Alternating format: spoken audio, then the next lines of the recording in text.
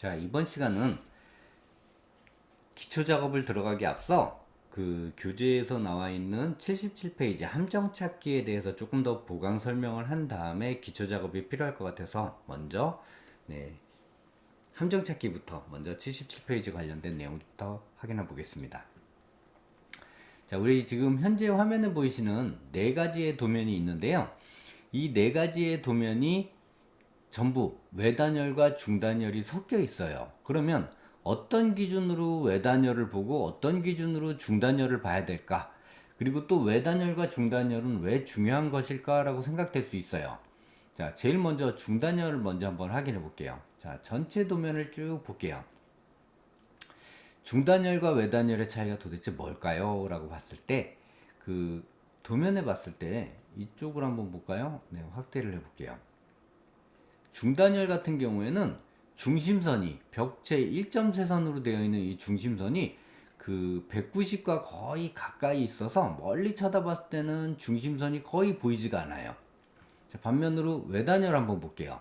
외단열 같은 경우에는 이 190, 즉 시멘트 벽돌 1.0B의 정 가운데를 기준해서 1.3선이 지나가요. 벽체 중심선이. 그러다 보니까 외단열, 즉 바깥쪽으로 단열재가 나가기 때문에 바깥쪽 벽이 더 넓고 실내 공간을 조금 더 넓게 쓸 수가 있어요.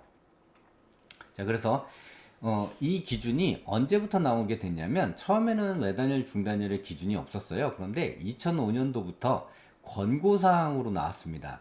권고사항으로 주택은 그 중단열과 외단열을 혼용해서 사용해도 되는데 중단열을 사용할 것을 권고한다라고 되어 있습니다. 즉 권고라는 의미는 그렇게 써도 되고 쓰지 않아도 된다라는 그런 의미를 내포하고 있는 거예요. 그러다 보면 누구나 다 이렇게 중단 외단열을 쓰려고 할 거 아니에요. 실내 공간을 조금이라도 더 넓게 쓰는데 이 차이가 무슨 차이냐면, 자, 벽체 기준선을 한번 볼게요.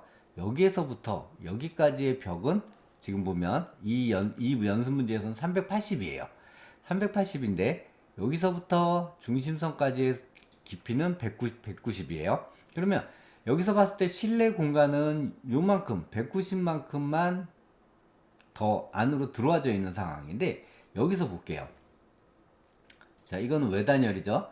외단열의 경우에는 중심선 기준으로 우리가 벽체 두께를 조성하기 때문에 실내에서 봤을 땐 여기가 100밖에 안 되고요.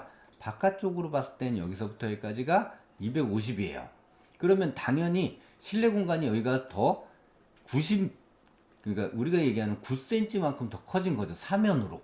그럼 굉장히 더 방이 더 같은 치수임에도 불구하고 더 넓어 보이겠죠. 그래서 외단열과 중단열을 혼용하는 기법으로 주로 사용을 하는데 이게 이제 각 지자체마다 약간씩 그 기준이 다르기 때문에 외단열, 중단열을 우리가 도면에서 같이 파악을 해야 돼요.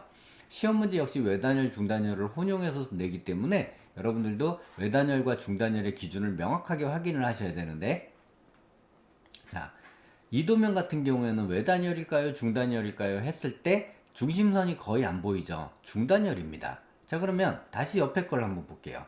옆에 도면은 중심선이 명확하게 보이죠. 네, 외단열 공법이죠. 이렇게 확인을 하시면 돼요.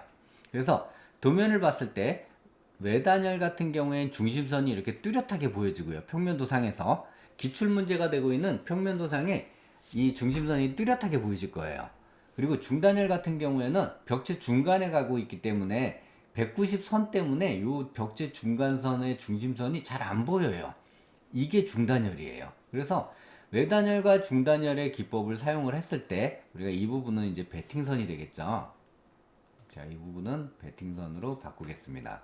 블루의 베팅선으로 바꿔버리겠습니다. 자, 이렇게 베팅선 중앙에 단열재가 들어가는데 중단열 같은 경우에는 벽체 단면선을 봤을 때 중심선을 기준으로 이렇게 양쪽으로 나눠지는 부분이 이렇게 명확하게 정 가운데에 나와지게 되고요.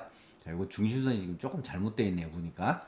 자, 여기서 400의 가운데이기 때문에 자, 옵셋 200. 네, 이렇게 돼 있어야 되겠죠. 이게 중단열이에요. 그래서 이 선이 여기까지 이렇게 나와줘야 되고, 자, 이게 중단열이죠. 이게 지금 선이 바로 잘못된 거를 바로 확인할 수 있겠죠. 중단열은 전체 벽선에서 가운데에 들어가기 때문에 이렇게 보여줘야 되는 거예요.